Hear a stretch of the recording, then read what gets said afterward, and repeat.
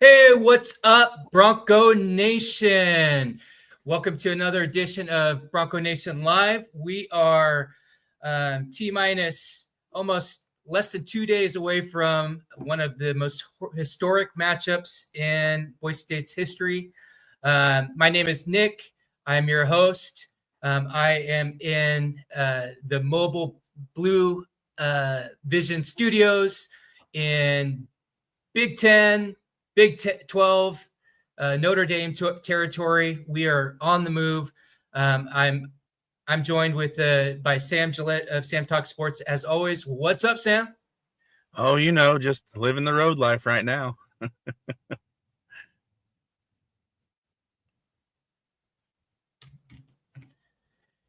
So there we may encounter a little bit of a delay. Sam is on a cross country trip coming up from Texas up to South Bend, Indiana. Where are you at specifically right now? I think I made a wrong turn. I'm currently in Nevada County, Arkansas.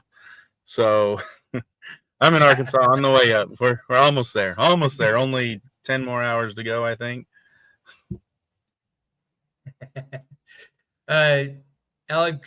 Alexandra's on YouTube. She's saying what is that, a 13-hour drive up for you? 13 and a half.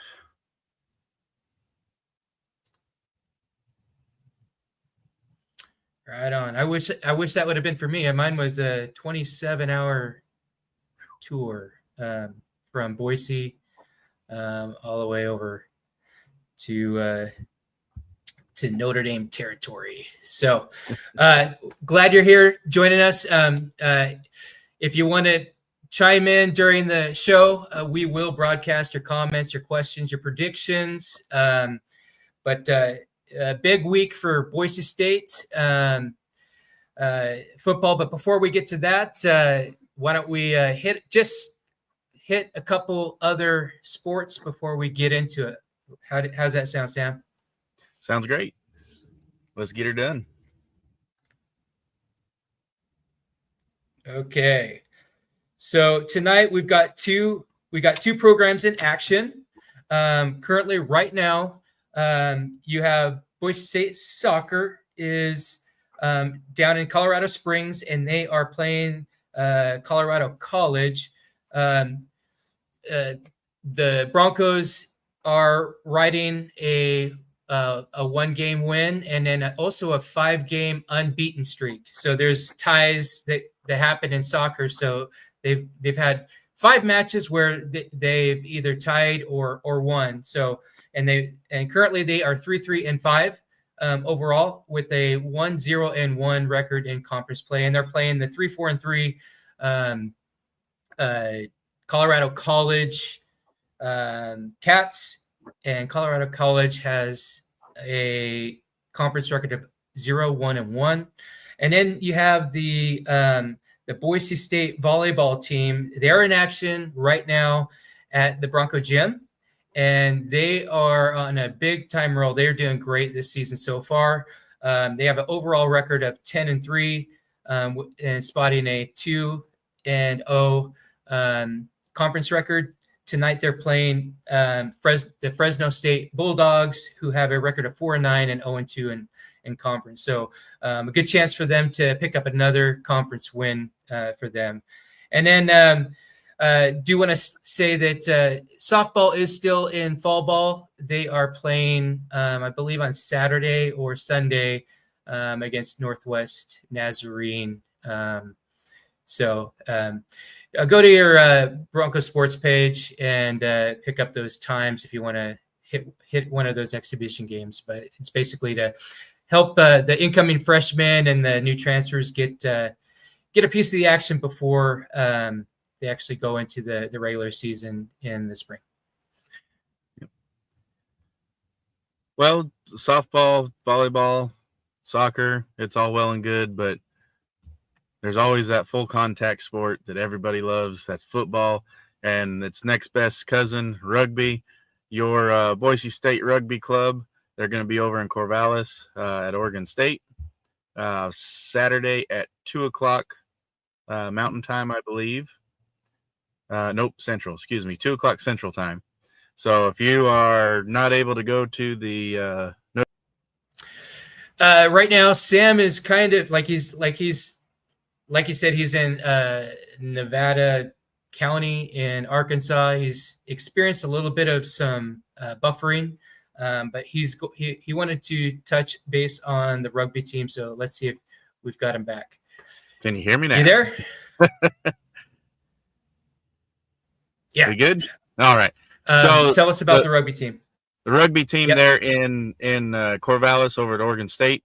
If you're not going to the Boise State game and you can't get over to the Blue Field to watch the game on the Jumbotron, you can go ahead and come on to Corvallis, or if you're in Oregon and you can't get out, go out and watch the rugby. It really is a fun match to watch. Your Broncos have dominated this season. Their closest game was 32-29, I believe, over number 1 Montana State, and they took care of business in that game. And they're 2-0 on the fall season, and looking to go 3-0 after Saturday. And you only have one more chance to catch them at home, I believe, in 2, maybe 3 weeks, sometime in October. Might be 2 weeks. So you'll want to go check those out, and before you don't get a chance to, because the rugby season isn't that long, so especially in club ball. And remember, your club sports, they got to pay to play. So their heart's in it. They're going to put out their all, because they're not just going to throw money in it to waste it away. So go out, support your club sports. Even if you're not fans, go support them. They deserve it too.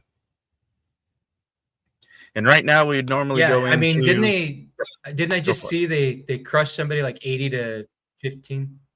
It was 80-10, and I believe it was Idaho State. Didn't they just crush somebody like 80-15 or something?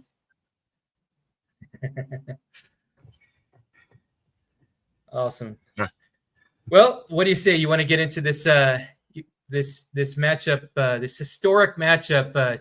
You got the two meccas of the college football scene. You've got the mighty Boise State Broncos, the home of the iconic blue, versus the blue and gold, the Fighting Irish, with all the pageantry that surrounds them, the touchdown Jesus, the golden dome. They've got all the singing after the game and everything that goes with that. And now you got both of these two teams that the darling of the G6 teams, the standard, they're standard bearer, going against a blue chip program like Notre Dame with over 100 years of history and success. You've got Boise State and Notre Dame in the top 5 winningest programs in FBS history, going toe-to-toe. So it's going to be quite the matchup on Saturday as Boise State goes into South Bend, Indiana, and takes on the 21st ranked Fighting Irish. What a game. What a game to be at. 5,000, a lot of tickets were sold out, and Bronco Nation is making the pilgrimage.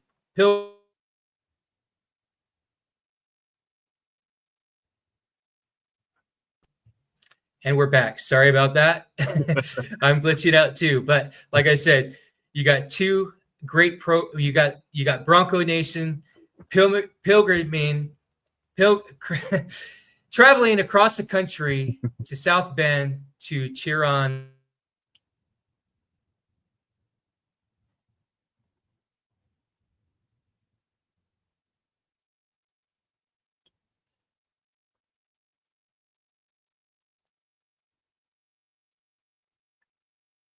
Are you back, Nick? We're back. All right. I heard cheer on. That was the last thing I heard. Yep. Well, why don't you give us the stats?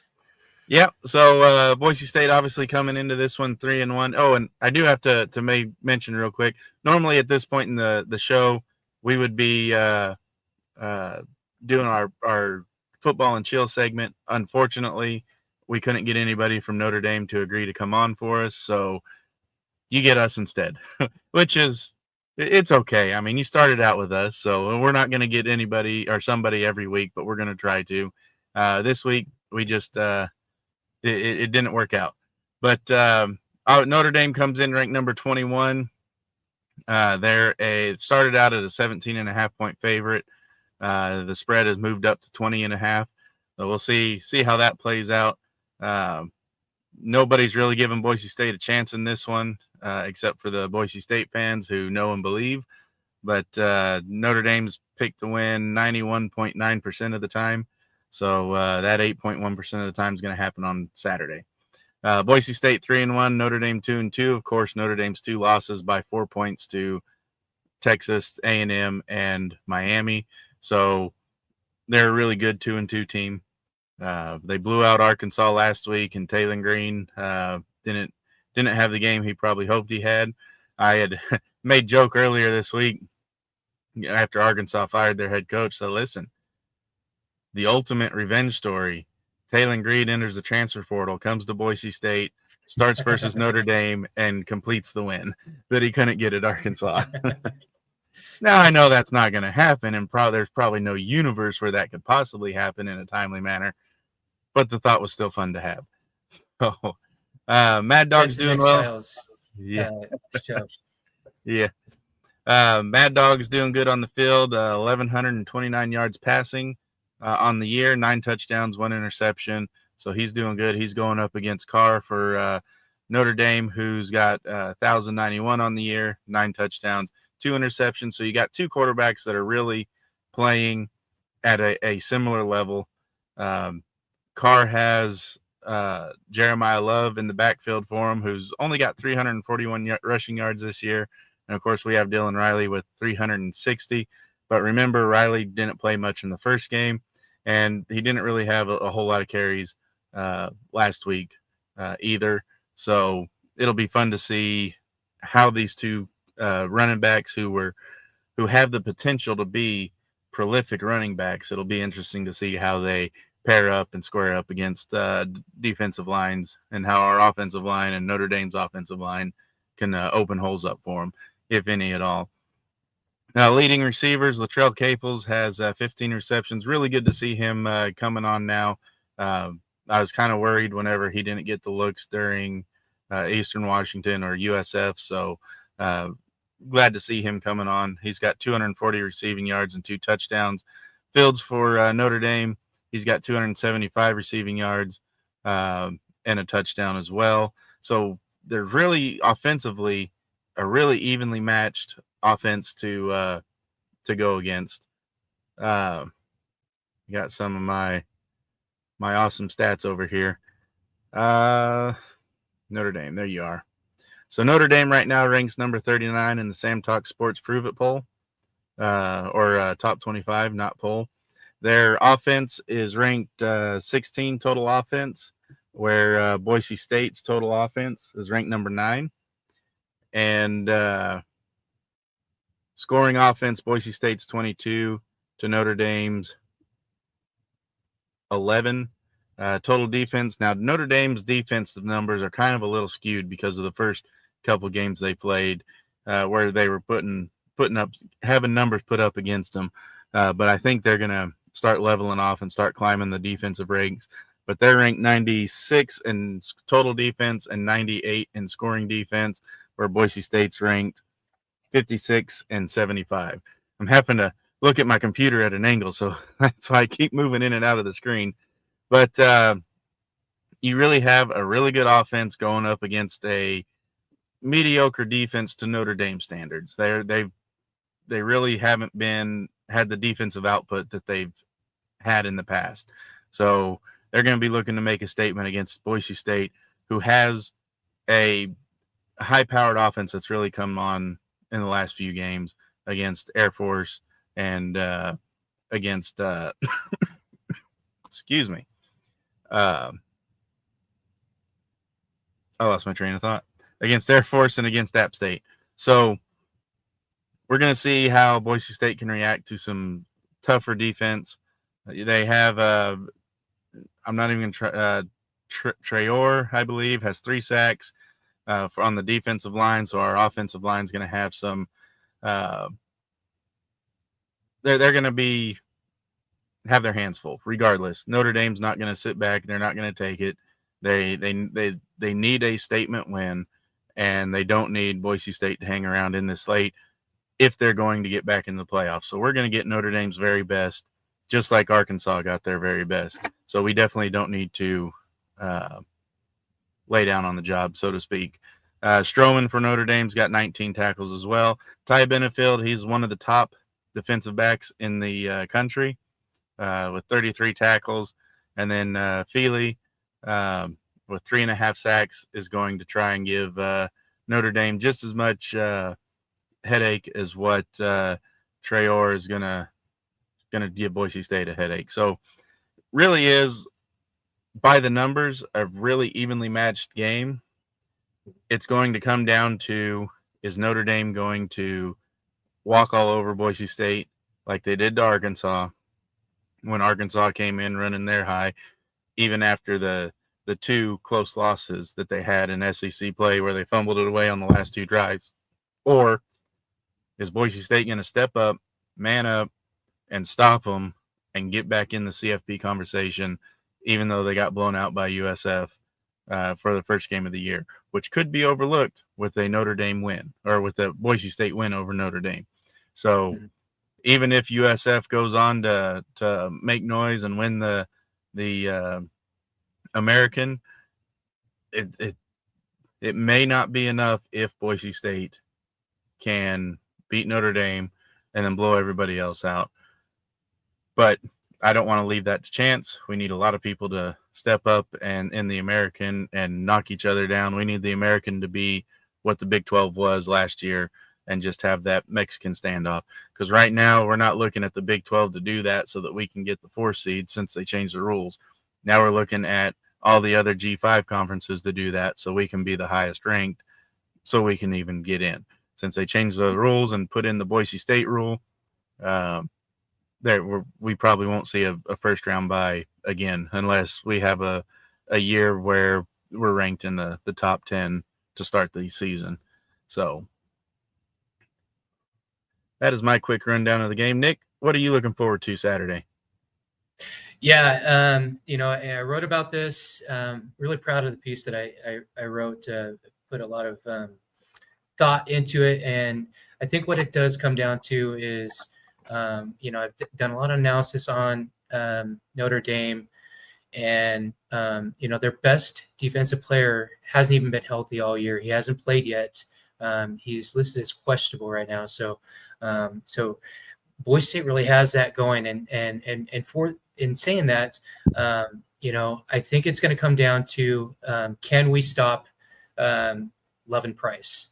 They too have a 1-2 punch at their running game, but you got Jeremiah Love is being nationally recognized as the best runner in the country. So full stop. You gotta contain that run. Stop that. That is their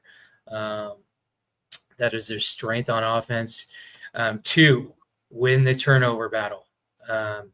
If we lose the turnover battle, we're probably going to lose the game for sure.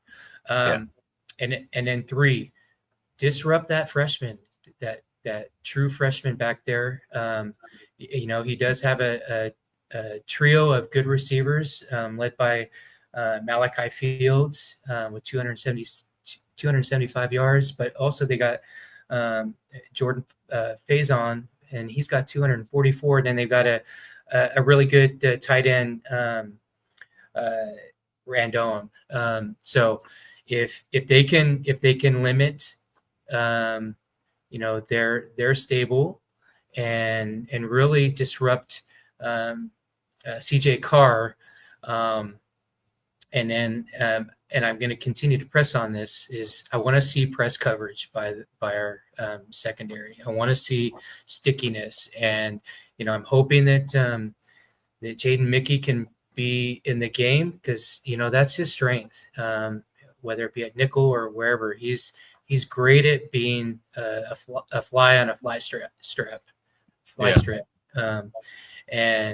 So from all indication, it's still day to day. He was at practice. They won't sit. There's no word on what kind of if there was any medical protocol or whatever, but it's still day to day. So I'm hoping that he's well enough to be able to contribute on Saturday. But above that, with that on Notre Dame, when it comes to our offense, we really need to establish the run. We need to establish it early. We need to just score right off the bat, and we got to just continue to keep the foot on the throttle and never let up. And again, we have to win the turnover battle. And then also on that, this may be a game where Coach Potter needs to open up the playbook. I wrote about this in my article. We saw at least one time, maybe a couple times against App State at home last weekend. 2-back sets. This may be the game where we put in some trick plays in there, some deception with some 2-back sets, or set up like a screen from that. But this could be if we could pull an upset here in the Hollow Grounds in South Bend, Indiana. This may be the greatest. Actually, it would be the greatest regular season non-conference win in Broncos history, and it could be it could be top 1, 2, or 3 in program history, because if you go into South Bend and you take it to the Domers, that opens up that East Coast and that the Bible Belt worth of recruiting for the Broncos. That's where you can get 4 or 5 stars, pique their interest. Hey, I could go to Boise State, play on the iconic blue, and we could be successful and make it to the college football playoffs. So this is an important game. So those are my keys. And then by establishing that running game, through Sire Gaines and Dylan Riley, Malik, Sherrod, and then also some good news. Breezy DeBar was in practice this week, so I'm not sure if he'll see any action, but he's still an option out there. By establishing the run, that'll give Mad Dog that play action RPO, and then really to strike a dagger in their heart unknowingly. So I think this is the game where Coach Potter needs to open up that playbook wide open and use whatever we need to do to win this game. Yeah, and we talked about it post game against App State with Boise State being able to jump out to that early lead. It really let the edges and the line and the linebackers just really key off and run into that quarterback, into the Swan, and really disrupt his game. And if we're going to do that against Notre Dame, then our offense has to be on its A game from the get-go. We can't come out sluggish like we did against USF. Let me rephrase that. Like we did after the second drive against USF, whenever everything just fell apart. So if the offense comes out and is on point, then and we can get out there and get to a 2-score lead to where our line can just key off and disrupt CJ, then we have a chance. Right now, he's got the second best QBR in the nation, so he definitely needs to be disrupted. Otherwise, it's going to be a long night for our secondary. And Alex Lambert on YouTube, she alluded to that too. She's saying that Jaden Virgin Morgan needs to awaken Saturday. He's been a bit quiet. And from what I'm hearing from analysts on the Notre Dame side is they are concerned about JVM. They know that he's got a great motor, and he's got the ability to disrupt that. And that's exactly that's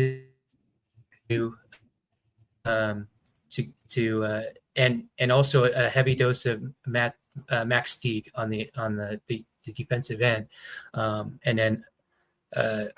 And of course, we have our sack leader, Braxton Feely, needs to really, be that leader in the middle and cause that line to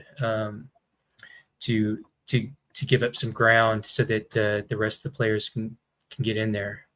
Yeah, and you said it. JV Morgan's been somewhat quiet on the year. 19 tackles, only 7 of them solo. Of course, playing where you're at, you're wrapping up with a bunch of other dudes on the line, so that's to be expected. 1.5 sacks for 11 yards of loss. He's got 1 forced fumble, so really quiet. I'd like to see him get a couple sacks this week. It'd be nice to see. And as far as Feely's concerned, 11 tackles, 3.5 sacks. So if he gets off and Williams off the edge as well with 2 sacks, if they can come off the edge and make some noise with Morgan and Williams and Feely. And then you have Phelps, who had his interception return for a touchdown last week, was our defensive player of the game. If he can get in on the action too, it makes for some good defense. But if they're going to have their best game and their best game plan, the offense, it all starts on the offense. And I know that's kind of backwards. Normally it's the defense sets the tone. But for some reason with Boise State, if the offense can't get going and get that early lead to where the defense can tee off without having to worry about giving up the big play and getting dug deeper into a hole, then they're able to fly around and have more fun with it.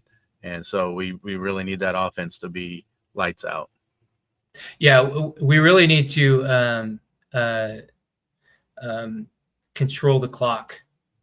We want, if Boise State wants the best chance to win, they're going to control the clock. That means the running game is going to be doing well. It's going to be pushing the chains, eating the clock. Giving our defensive players some rest. We got a question up here from Sarah Green Mavenkamp. What about the players who were injured? So if you missed it earlier, I did state that Jaden Mickey was seen at practice. There's not a lot of information on what he was doing, how much he was in it, or what was going on with the injury protocol. But good sign is that he was on the practice field, and he's still listed as day-to-day. So I would think that he's probable for the game, and I sure hope that he can get in there. Roger Carrion had a leg injury. From what I've heard, I haven't heard that he's been at practice this week, so I'm sure that's probably going to be another game time decision. And this week they didn't come out with an availability report because they're only required to do that in Mountain West Conference games. So I haven't seen. I don't think that they they're obliged to do that. So that's about as much as we know. I do know that Breezy Dubar, who's been out for since fall camp, he was seen at practice, and by all indications he was running really well. So maybe there's a chance that you see a Breezy get in there and get some yardage. But I think for the best chance, we're going to have to control that clock and give the defense as much rest as they can in between possessions. And like I said, score, and keep scoring. Don't let up. Otherwise, if it's not going to be a lower scoring game, then I could see it being one of like a 2007 Fiesta Bowl win, where it's like in the 40s or something like that.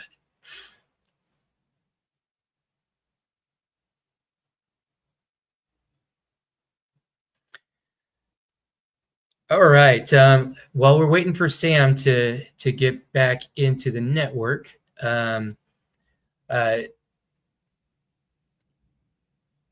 if you guys have any score predictions, go ahead and put those in the comments. We will broadcast those out. If you're let us know where you're watching from right now. Are you watching from Boise? Are you here in the Midwest where we're at?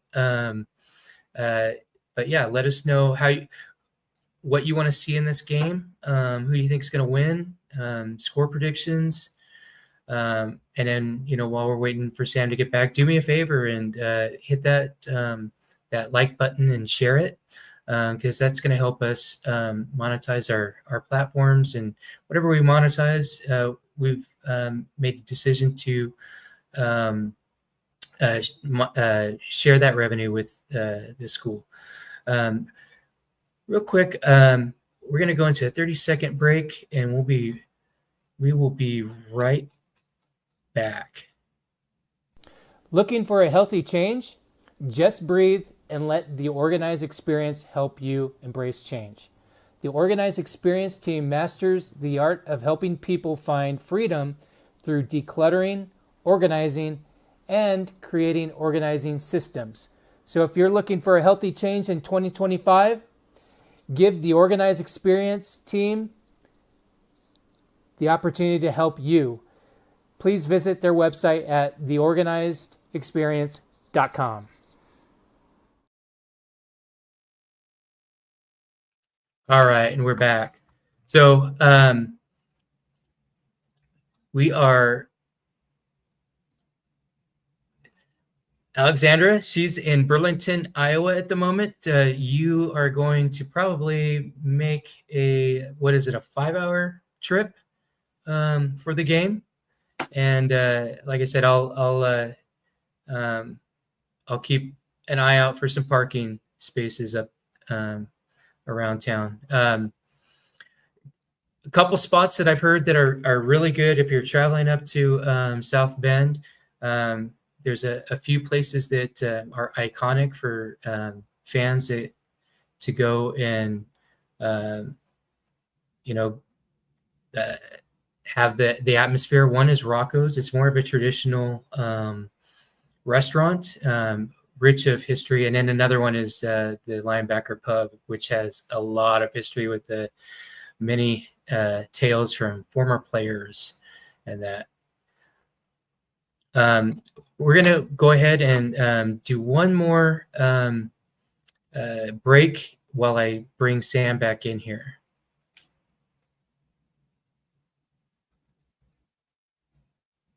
The Plaza Inn owners, Jason and Selena Jungling, are huge supporters of Boise State. If you've ever watched a game, chances are you've seen them as the superfans, the Flintstones. So let's show them as much support as they've supported Boise State by making the short drive over to Ontario. Enjoy dine in and carry out by giving them a call at 541-889-3550 for homemade breads, pastries, and soups, or check them out on the web at plazainrestaurant.com.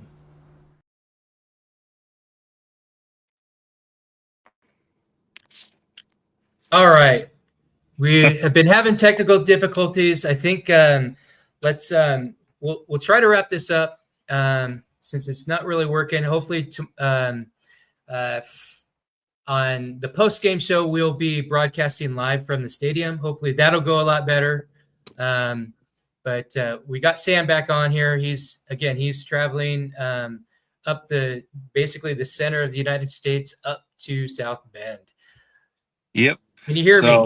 Yeah, I can. Can you hear me? I gotcha, man. Gotcha.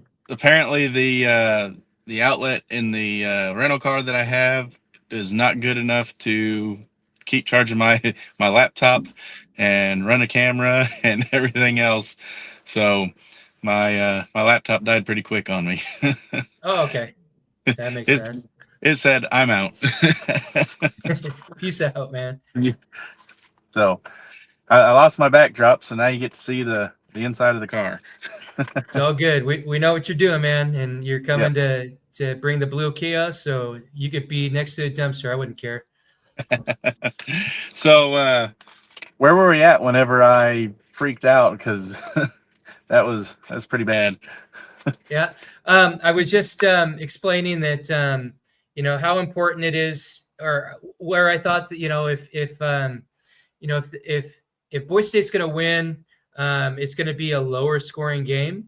Um, Now, if the defense breaks down and becomes a higher scoring game, I would expect to see something like a 2007 Fiesta Bowl if Boise State's going to win. But Right. for them to win, I believe it's going to have to be a lower scoring game with Boise State controlling the clock through their running game. I don't disagree with that. Clock game control is going to be massive in this game, much like we did against Oklahoma. Like you said, it's probably the most important regular season game that Boise State's ever been a part of since Oregon. So this could actually top Oregon, considering the lore around Notre Dame and the success of their program over the last few years. So I completely 100% agree. This game's going to come down to the trenches, I believe, and if we can get a running game going and jump out to that early lead. And I believe that it needs to be a lower scoring game so that our stable can wear down their defense, because I think the defense is probably the weak link of the team. It's not weak. I mean, you got 4 and 5, Right. Star blue chippers, but I think it's really important to give the defense rest, and that's by controlling the clock on offense, so that our boys on the defense can continue to bring violence to these 4 and 5 star offensive linemen and the receivers and stuff, and take it to CJ Carr around the edges, So that's why I think the best path to victory is if it's a lower scoring game and they control the clock and allow the defense to rest. Yeah, and our secondary, one of the top rated passing offenses, really shut them down last week, only giving up 65 passing yards to App State, which blew pretty much everybody's mind. Now go out and repeat that against a power opponent. You do that against a power opponent, you shut all the haters up instantly. So I'd like to see that happen. You made mention be sticky. We need that sticky. McCoy needs to work on turning his head around. I know Alex, if she's still out there watching, she's going to be saying the same thing. Turn your head around. So both Irby and McCoy need to, yes, and I play the ball. Irby as well. Both of them. Irby needs to, and Irby needs to wrap up.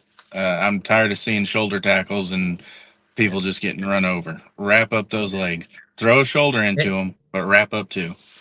And that leads me to what I was writing about in our article is the execution both on the offense and defense need to be near flawless. Like that means playing the ball. That means being on your receiver. That means when they catch it, textbook, wrap up, get them down. No flashiness. Just get the job done. Do your job. Stay on your assignment, and in the open field, make those open field tackles. They don't need to be flashy. Just get the job done. Yep. You don't need to go and lay the hit that's going to cause a fumble every time. Wrap up, get up, move on to the next play. Okay, so before we make our predictions and stuff, I just want to let you guys know, Bronco Nation, still looking for people to join us on YouTube, because tomorrow we're going to be at the Notre Dame campus and we're going to go live exclusively on YouTube. So go over to our YouTube account, subscribe. It's free. Hit your notification bell so that you're alerted when we go live. And so we want to share our experience with you, because we're one big happy family. And so when we go live at the campus tomorrow, we want you to experience the same thing that we're seeing. So after the show, head on over to YouTube, share our channel to people in Bronco Nation updates in the group, everywhere on your feed. Just share it far and wide, like, subscribe, all that. And then I also want to tell you, we're doing very well on our message boards on BroncoNationUpdates.com. We launched that about a month ago, and the last 3 weeks we're averaging about 1,000 registered users every week, and that's free too. And that's another place where you can go in there and have discussions on the NFL board about former Broncos. You can make your own post and start your own thread, and it's going to be good fun. So join the conversation. Go to BroncoNationUpdates.com, register, make your own login, and join that conversation. Again, our main goal here is to monetize all of our platforms so that we can get back to the school with revenue sharing from that monetization. With that said, what do you think is going to happen Saturday, and what's your prediction, Sam? I think we're going to get the Oklahoma treatment. We're going to come out early. We're going to hold on late. And I've got Boise State 33, Notre Dame 27. 33-27. For me, like I said, I think if Boise State's going to win, it's going to be a lower scoring game. So my prediction, my legit prediction is 28-20 Boise State. But if things get kind of out of hand, like you're talking, I could see a 48-42 Bronco victory. So I'm faithful. I'm going to give it all I can. I'm going to raise my fandom to like ultra national championship caliber on Saturday. I'm going to be, if you're sitting next to me, Sam, I might blow your eardrums out with how loud I'm going to be. That if you're watching the replay, go ahead and put down your predictions in the comment line, and we'll dip back into that. We got one quick prediction from a participant here. Alex is predicting Boise State 28, Notre Dame 25 in overtime. So field goal and then a stop. Keep those predictions coming in, and we'll post them up as they come in during the live segment. Around the Mountain West, Nick, are the people we want to win. New Mexico over San Jose State. New Mexico's 3-1. San Jose State's 1-3. So I see New Mexico being able to do that. Colorado State and San Diego State. San Diego State be the better option here, 3-1 versus a 1-3 Colorado State. San Diego State's going to be a good one there. Air Force at Navy. Navy's 4-0. We want Air Force to win on multiple levels. Air Force beating Navy knocks them down a peg. Navy's right now currently ranked ahead of Boise State in the STS Prove It Top 25, or Prove It rankings, I should say, since they're not in the top 25. Air Force has Air Force has an opportunity to do something that they haven't done since 2006, I believe, and that is have 3 straight games of 200-plus passing yards. So Air Force, they have the tools to do it. They have the tools to beat Navy. Go Air Force, beat Navy. Then, of course, Boise State and Notre Dame. We all want Boise State to win. UNLV and Wyoming. UNLV's 4-0. They are currently ranked ahead of Boise State and I believe they're receiving votes as well. But we still want them to continue winning and be undefeated whenever we play them. And then Nevada and Fresno State. Fresno's 4-1. We want them to continue their climb, and Nevada's 1-3. So that's your Mountain West coverage. And then over in the American, we want Charlotte, who's 1-3, to beat South Florida. Not likely, but we want it. And of course, Air Force beating Navy. Army and UAB, it doesn't really matter. Neither one of those can help or hurt us. And then Tulsa, if they can go in and beat Memphis after beating Oklahoma State. Tulsa's 2-3. Memphis is 5-0. We really need Memphis to take 2 losses after their win over Arkansas. So those are your main games that we need to root for. The American's going to be Boise State's biggest problem in getting into the CFP. You have Old Dominion and North Texas out in the Sun Belt that could cause some issues, but in the Conference USA, I think North Texas Conference USA. Anyway, they could cause some trouble for us, but their season's still young. They haven't played the bulk of their schedule, so we'll keep an eye on those two over the next few weeks and see where they end up landing. Go Tulsa. Let's go, man. Bring that Oklahoma State magic back and take it to the Tigers, man. Yeah. We got one more comment, and yep, exactly right. Bottom line is we got to win out. And that starts with hopefully an amazing upset in South Bend. And you're going to be there. I'm going to be there. Alex is going to be there, and 4,997 other Bronco faithful are going to be there, and we're all for it. So I do have one more prediction for you. My dad has chimed in, the Wish.com Santa from last week's post game. The game will be won or lost based upon our offensive coordinator's ability to adjust our game plan to shift the realities of the field. Boise State 21, Boise State 28, Notre Dame 21. Yep, open that playbook, man. Open it. All right. Thanks everybody for watching. This is just an abbreviated Bronco Nation Live since we're traveling abroad, and we appreciate your patience through the technical difficulties. Like I've always stated, we're Boise State Bronco fans creating content for Bronco fans, and we don't have an elaborate budget, so we just do the best that we can. So thank you for watching through the technical difficulties. If you're watching the replay, make sure that you put your predictions down.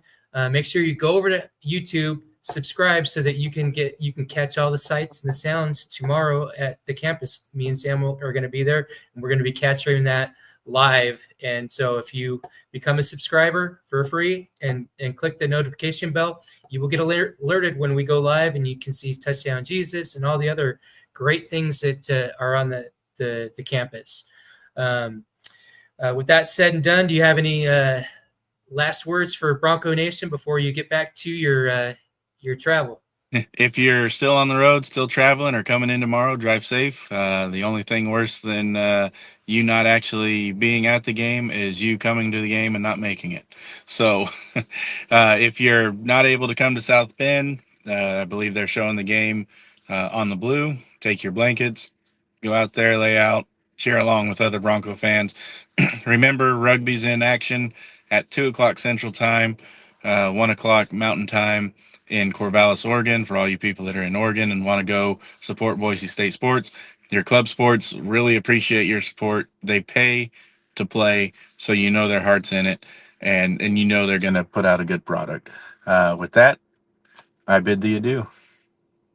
All right, and I have one more update. The women's volleyball team swept Fresno. That brings joy to my heart. So that update will be coming real soon, as well as the soccer update. So thanks everybody for watching. Appreciate you. Again, go like and subscribe to our YouTube channel. Go to BroncoNationUpdates.com. Read the articles. We put a lot of thought and analysis in those, and they're free. Everything's free for you. There's never a paywall.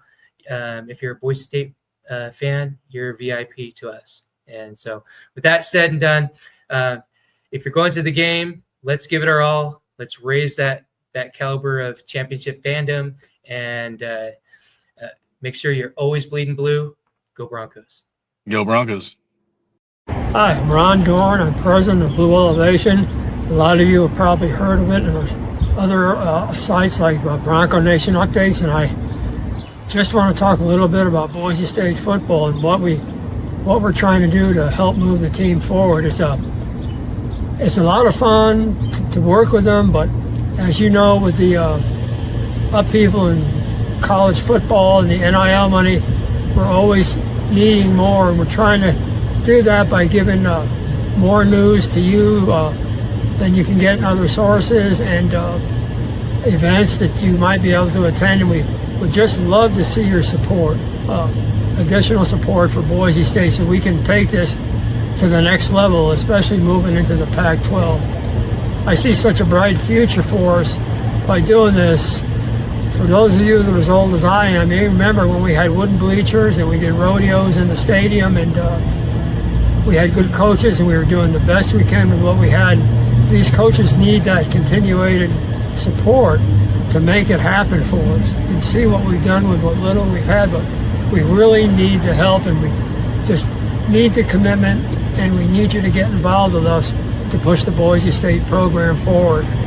Again, especially going to the Pac-12, and especially the futures out there, and what the basketball team is doing, the women's softball team is doing, and some other sports that I follow.